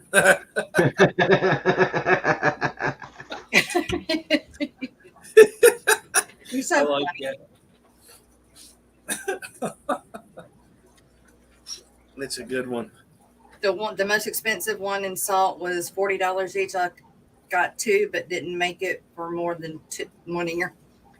All the shrimp that I've bought haven't made it, and you never find them either because I had those crabs, and I tell you what, if something died, them crabs were on it like fast. So you never see I it. bet. But I think that the crabs killed the shrimp. Honestly, I That's really do. There were some vicious shrimp. That's a possibility. They definitely were some vicious shrimp. No, crabs, vicious crabs. Crabs can be pretty vicious. Yeah. I actually got some shrimps myself now.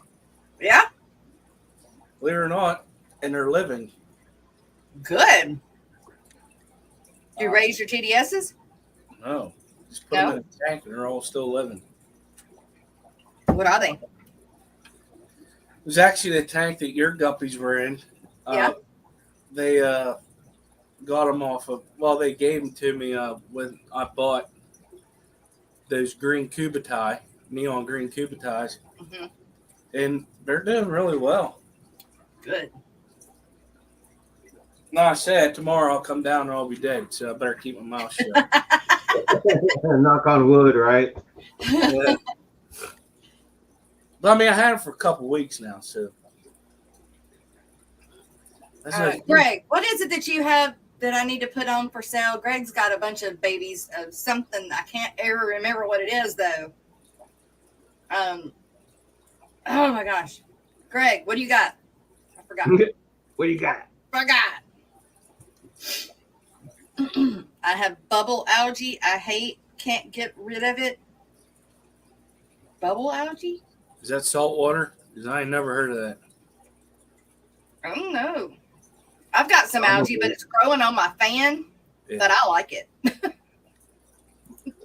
Because I've got that rust looking stuff all over my sand. Brichardi. Bashardi. It is a saltwater algae, and it looks pretty crazy. Yeah. It's an actual bubble. All right. Show it. Wow. Turquoise jewel Brichardi. What's that? That's what he has a bunch of them to sell. Greg. Is that cichlid? Yeah.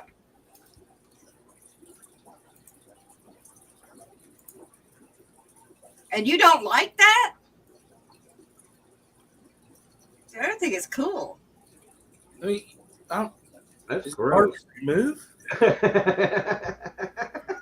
It looks like you got something really bad going on your body, but Yeah, so like this But- is a kid-friendly show, so I can't really tell you what I think it looks like.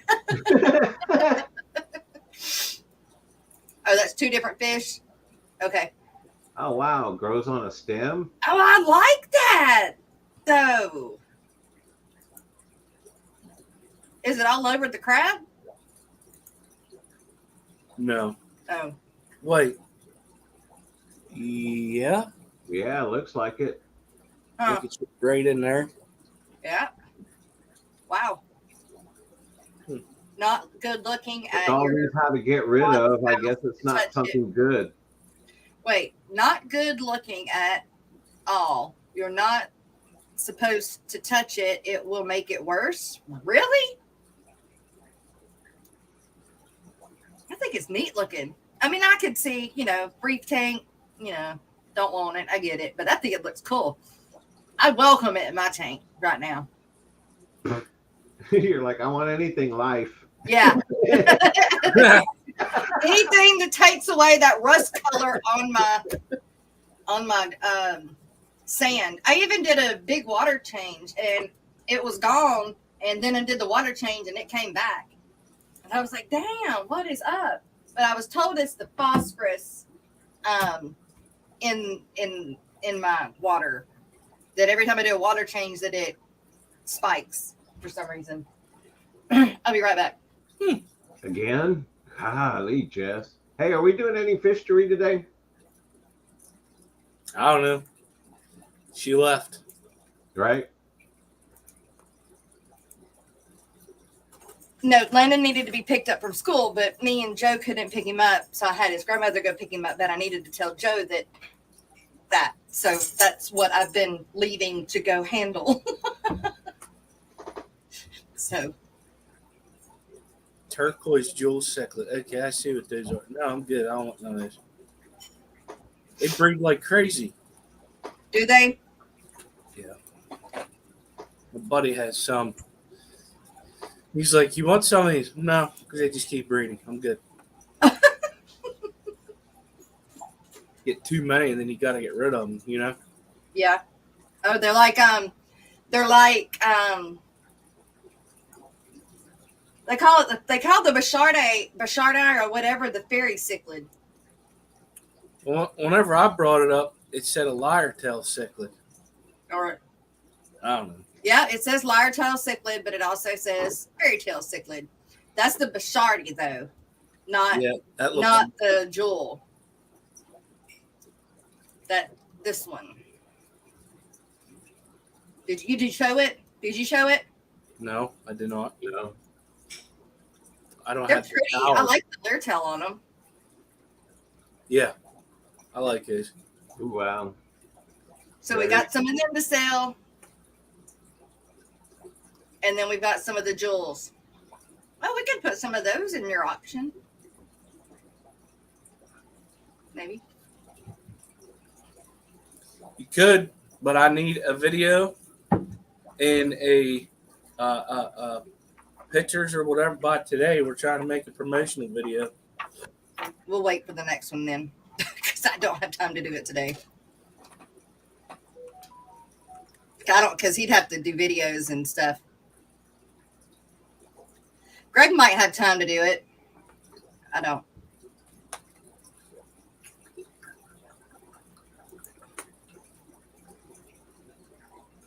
What is Check out the drape fin barbs. Drape fin barb. Well, that auction is this Saturday too. Holy cow! Where did time go? Is it? Wow. Jeez. I'm sorry.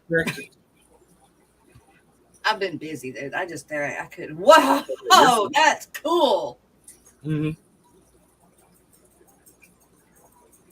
Hold up. Y'all look at this fish. Oh, the drape fin barb. Yeah. Yes. Look at that. Pretty cool. Yeah. Wow. Pretty neat looking fish.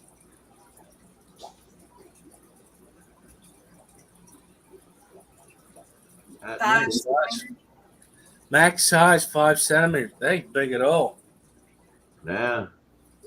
They're little bitty, huh? They're smaller than rosy barbs then. The size of a guppy? I was looking for my tape measure, but I don't know where it went. I got one right here.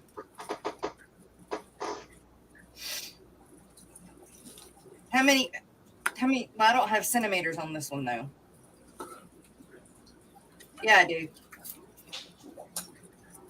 No, I don't. No, I don't. How many centimeters are in an inch? Well, Google it. that's what I'm doing. 1.9 inches. By the way. Where was it? So pretty much 2 On the inches. table. I'm sorry, you said 1 point what inches? It's 2 inches. 2 inches. That's that. That ain't big at all. That's the length of a guppy. They're probably a little bit thicker than a guppy, though. Yeah. They have them at the zone. Wow. What, at AutoZone? No. our LFS is called Pet Zone. Hey, we so redneck down here, we got a pet store in the AutoZone.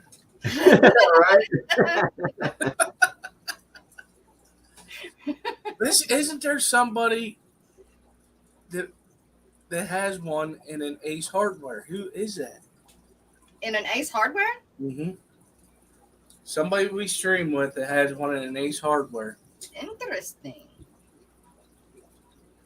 You don't know how often I've thought about talking to my buddy down the road that has a liquor store and saying, hey, man, give me a part of your store to put up aquariums.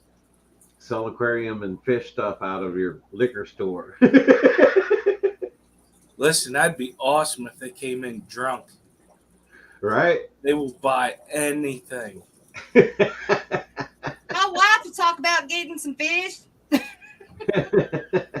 Well, I'm getting I'll take these. some home. Let me get some guppies and 3 bottles of tequila. There you go. That's right. Thank you, Foxy. I was thinking it was you and Peplin, but I wasn't sure. What? Foxy and Peplin, their fish store is in an Ace. What? Mm-hmm. Oh, wow. Wow. Morning, Roxanne. Roxanne. Rico. What? No, not Rico's 3G. What? He was thinking it was Rico that had the. Oh, I get it now. Okay. I get it. Wonder if Rico's streaming today. I got a lot of work to do. I need somebody to talk. Well, who's up for history? There you go. I was asking about that. Yes, we got some fishery today. Here we go, you guys. This is fishery from Alex, Secret History Living in Your Aquarium. Please go check him out. He is our historian and archaeologist and everything under the sun fish guru. What is going on? It's Alexander Williamson here with the Secret History Living in Your Aquarium, featuring fishery and also on the Aquatic Morning Show.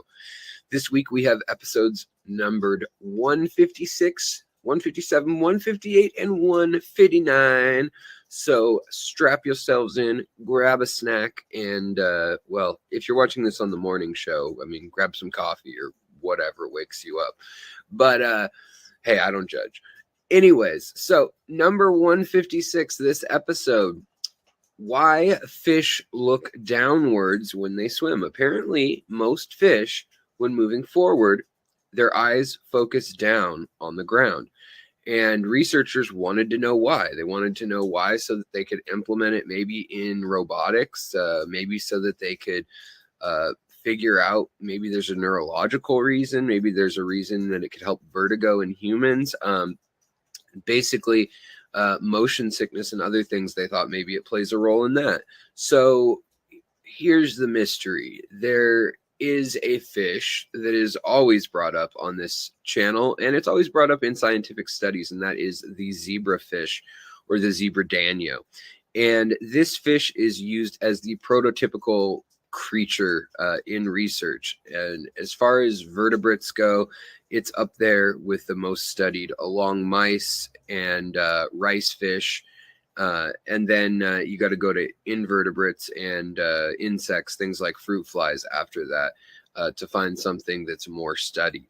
So Before we jump into the full episode, I do want to say thank you so much to members. Your subscription means a ton to me. And if you're just watching this also on the Aquatic Morning Show, or if you're watching as a member who gets a sneak preview of all the episodes in this audio format where you don't have to watch the screen at all and see how cold it is where I am right now. Anyways, thank you so much. And it's $1.99 to sign up and support the channel this way if you'd like to. Anyhow, back to the mystery of the Danio fish. So now simulations show that fish look downward, not just the Danio, but a ton of fish. In fact, most fish look downwards at the riverbed that they're swimming above when they're moving forward. And if there's any current, it also happens. So unless it's perfectly still water, their eyes are mostly looking down. Now, they can quickly dart up if they see danger or a shadow or something like that, and they actually have very strong peripheral vision. Unlike us, they have peripheral vision that is a lot more sensitive in shape and speed and what's going on. So they can dart away from looking at the ground very quickly, which is also important.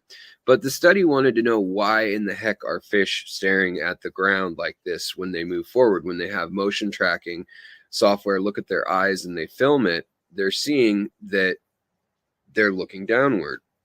And it turns out that it's an adaptive behavior that evolved to help self-stabilize the fish when swimming against the current.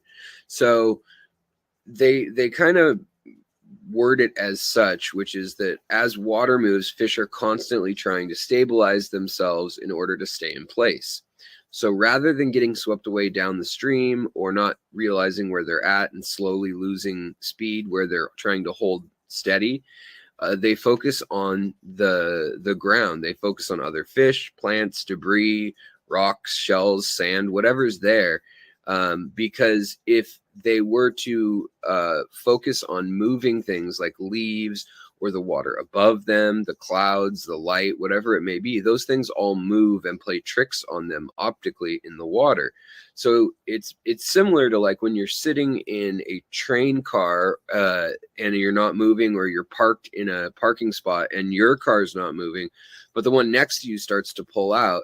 And all of a sudden you feel like you're rolling forward because the other one's going back. So just like that optical illusion triggers our human minds, which are obviously a little more complex than the Danios, they have that same problem. And so this helps them override that when their eyes are trained on essentially the equivalent of how we train our eyes up and on the horizon, or when we're driving, you're taught to focus your eyes farther ahead, like 100 yards than where you're actually driving. This allows them to get the most reliable signals from the bottom of the river. So the study is published as of November 2nd in the Journal of Current Biology and Organism Development. And they figured all this out by using high-speed cameras and equipment that could track the pupils of the fish.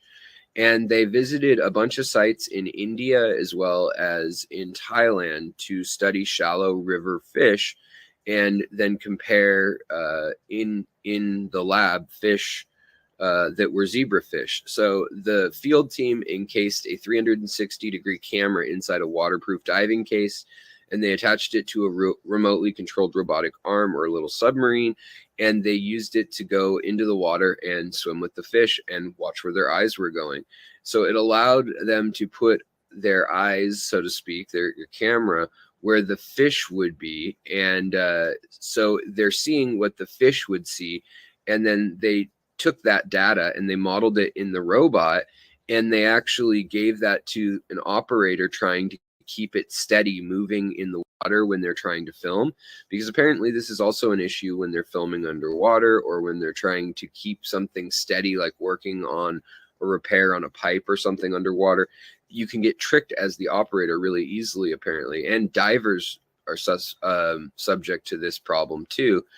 They get tricked, and sometimes you get confused which way is up, even if you've heard of diving, you know, that the water sometimes has different salinity and things. And now they're realizing that just the simple task of putting the bottom of the water in the data feed and mapping that and then stabilizing that can give a horizontal baseline for all the work that they need to do underwater with this kind of stuff. So it's actually going to be pretty useful and kind of interesting. I hope it doesn't get used by oil pipeline folks and the work they're doing underwater and then kill a bunch of fish, but that remains to be seen. So that is today's episode of Fishery. I hope you all have a wonderful day. If you guys are watching on the Aquatic Morning Show, I hope your week starts off well. Well, so do I for everyone else listening to this too. But wanted to say hi to you guys in particular. Hopefully I'm in the chat hanging out with y'all. Probably not, because I'm procrastinating making this last minute recording the actual speeches that I wrote. So I will see you guys later this week, and to everyone, have a great day. Bye. Hey.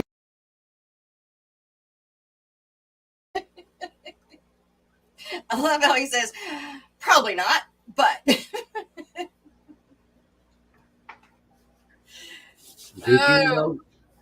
you note the time? It starts, I don't put it down. 7:45. Okay, I'll write it down.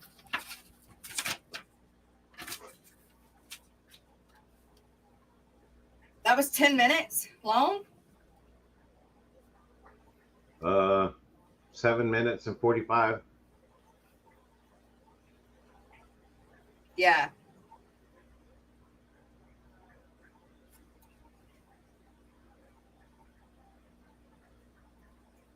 All right. It should just start where I left off. But sometimes it'll start over. But I got it wrote down. Thank you, sir. You're welcome. Oh my goodness. So I'm nervous about my first day at school, back to school. And I don't know what grade it is either. So I had said that I didn't want to do anything but high school. But I had to open it up some because they're just, apparently I'm a newbie, so there hadn't been that much work, even though they said they're short on subs. So you'd rather do teenagers than the young ones? Yes. But today, I think the school is 5th grade, K through 5th grade, I think.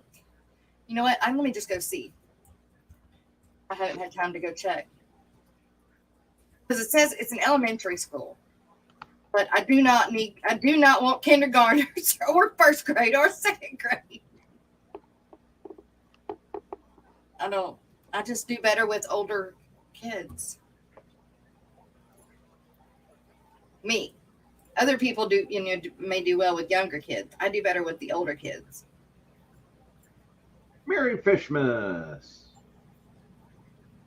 I need to do the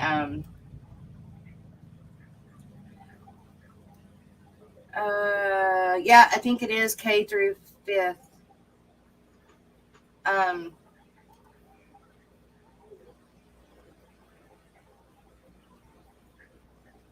I need to do the not weekend lineup. Monday lineup. Monday live stream lineup. Miss D does. All right. Let's do that. Thanks, Brooklyn.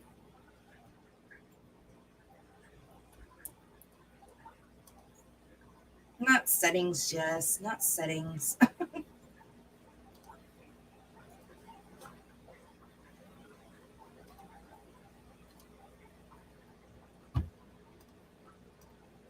All right. Here's Miss Dee Dee with the Monday live stream lineup, everyone.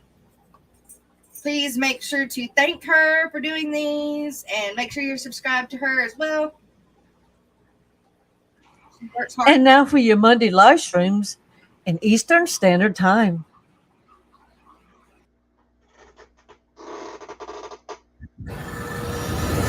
Jeanette, Mystery Snow Guardians, for the super cool Dee Dee's Fin Den graphic.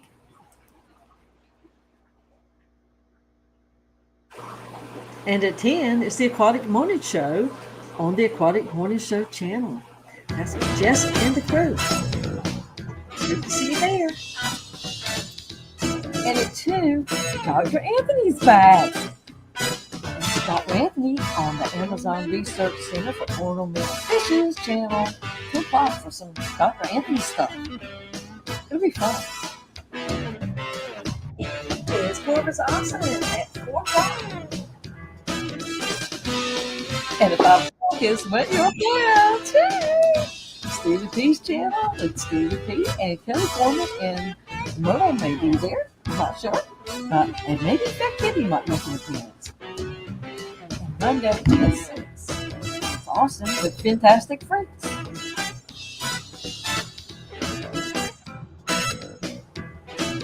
At 7 o'clock, it is the Steam Fight Aquatics members only stream, followed by the regular stream. That's Bob Steve a superstar. It's the Garden of Eden at 9. It's Grant and Shelby. Come on and join them. You're going to learn a lot about some shrimp. And at 10 is Fishy Biz Aquatics in the hot spot. Who's going to be all heated up in there this time? You know it gets hot. It always does. So come on. Get in there. And at 10:30, it's none other than Alex with the secret history living in your aquarium. And that concludes the Monday live stream live. Representing Matt. Thanks for making this information easy to find at fishfam.link. And Lefty32138, thanks for your live stream calendar on your site as well. Fish Fam Christmas will be here before you know it.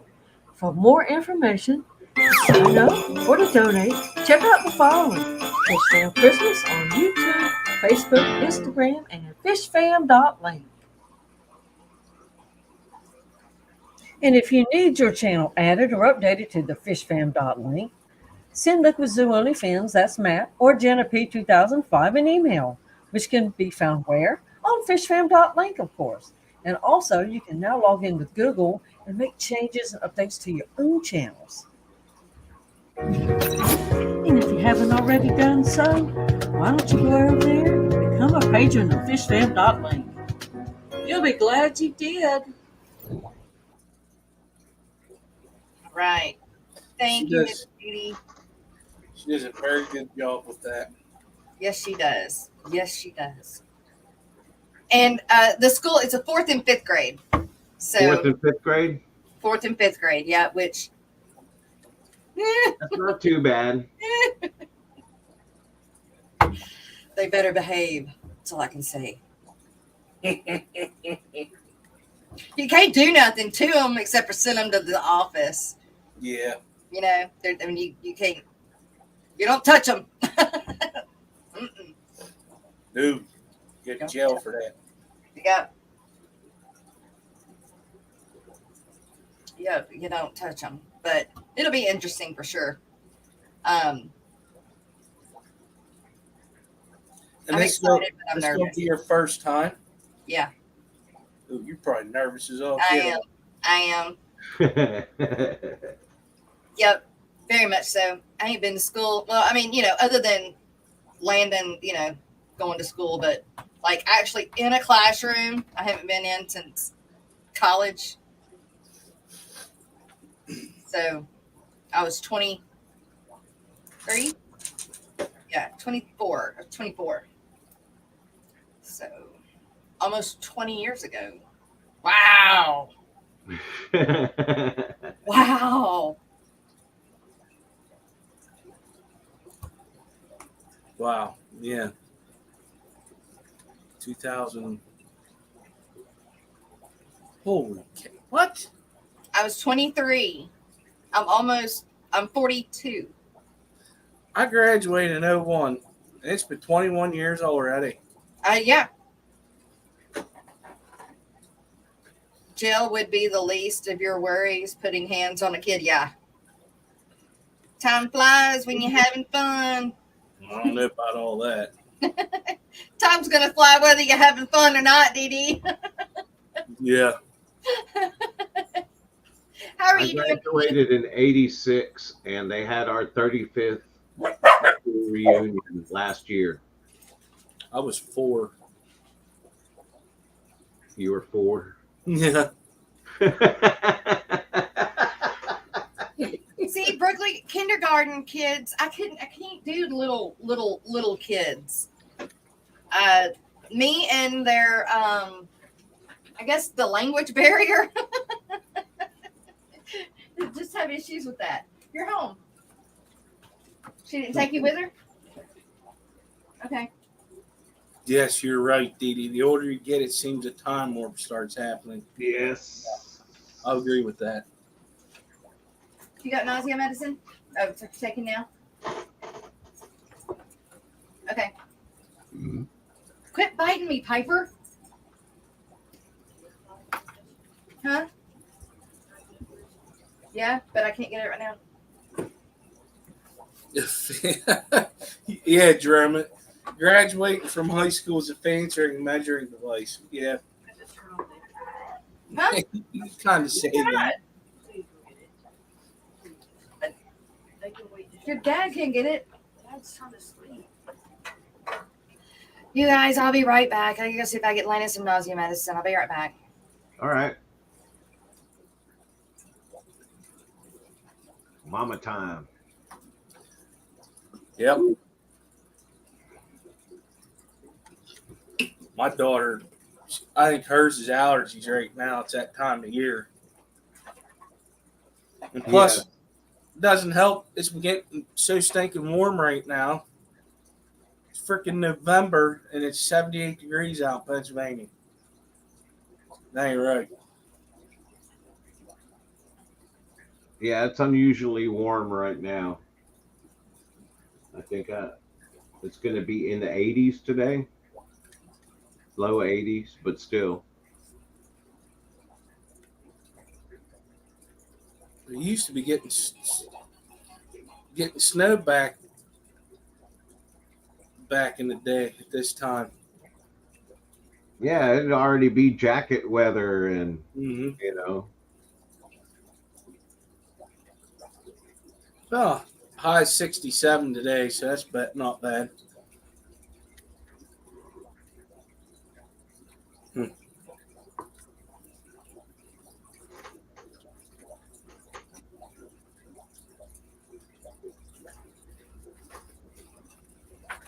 Yeah, it's crazy.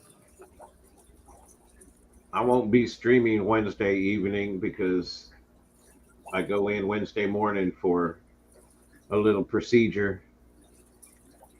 No, So you'll I'm need, just going to take the night off. need some recovery time. Yeah, I mean, I don't know how still affected by the anesthesia I'll be. So I don't want to get on live and be all rambling some Be cockamamie. all loopy. Yeah. There's no telling what I'll talk about. That reminds me of a time. Behave. That reminds me of a time when my dad went and got to the orthodontist.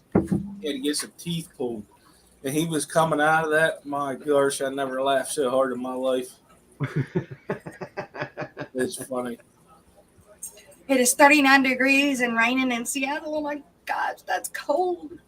We're supposed Yeah, to get up. luckily my son is taking me, so hopefully I don't say too much.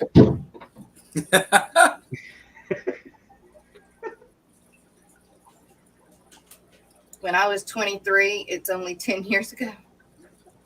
I call bullcrap on that. Broden had stomach virus last week. Wow. I hope it ain't nothing like that. It's up here in Pennsylvania. It's going to start getting cold. That's why I want to get these, not so much for the axolotls, but whatever else I've gotten out. I'm going to feed today, so I got to remember not to feed them. Y'all have seen this before? One of these, it's goes on a wrench or something. Yeah. And it's like if you don't have the right size or whatever, and Also, if the nut is stripped or the bolt head stripped, it goes over it and takes it off. yeah. I have one.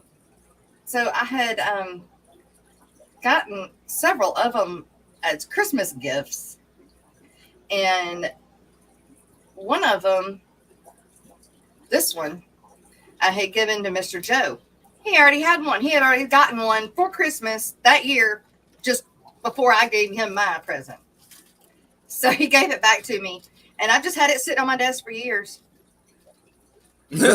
So I start fidgeting, and I start doing. Paperweight. Yeah, fidget. My fidget spinner. Fidget. The nurse chewed me out for sending him back to school so fast, and that all the kids that are getting it are out for 4 days. The doctors tell them that, but Brandon isn't going to a doctor for that. I hear you. Landon will probably have to go to the doctor just because I've got to have the excuse. Oh, yeah. For him, yeah. Yep. He will probably have to go just so I can have an excuse. Don't understand why she was saying things like that. So you're mad that he isn't still sick? Don't make any sense. Oh, don't make it. Okay. Jeremy, good morning. Yeah, they expect your kids to be out of school for like 5 days whenever they're sick, but if you can get them healthy, like Brooklyn did, they still don't want them back. Right, all because of COVID. But if there's no COVID, then who cares? Right, but that's what that. Mm-hmm.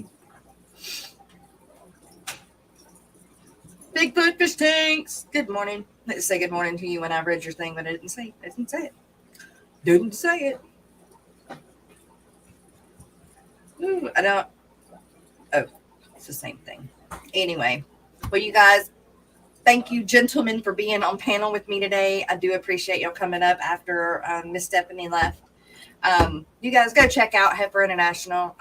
If you do give to anything, maybe check them out. I know that most of us do give to pets and stuff like that, but pets have to have humans to take care of them too. So go check them out. Everybody in chat, thank you so much for coming and being here as well. Thank you guys that came an hour early. I appreciate y'all being there. Good luck today, Jess. Thank you. I'll let y'all know all about it tomorrow. Other than that, you guys, thank you very much. We will see you tomorrow morning unless something comes up. Love y'all. Have a good day. Bye.